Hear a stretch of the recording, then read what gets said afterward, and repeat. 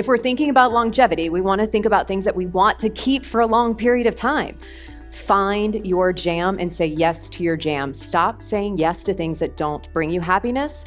If you're living from a place where you're often thinking about scarcity, you're always worried about where your next job's going to come from, your next opportunity is going to come from, so you just keep saying yes to everything, and you've got this basket full of things, and now you're slammed from 6 a.m. to 12 p.m. at night, but you're not happy, and then your dream comes along, but you don't have time for it because you got this, right? You're not opening yourself up to the possibilities. So learn when to say yes, learn when to say no, which I know you've heard a couple of times in today's different panels and different presentations.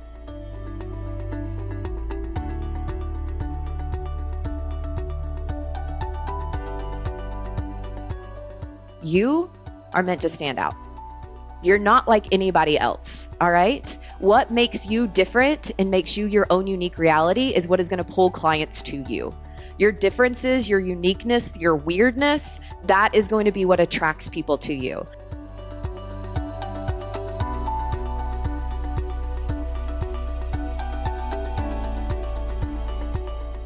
Let's be honest, not every idea that you have is a winner.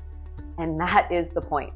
You need to give yourself permission to brainstorm, to test possibilities without worrying about perfection. Because research really shows that the brain has this limited capacity for sustained focus. And after extended periods of time of really intense concentration, cognitive fatigue sets in.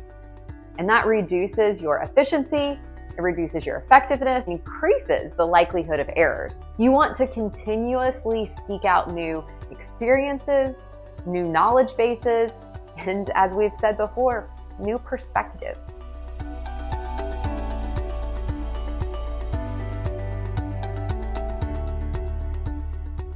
Confidence happens when you keep promises to yourself.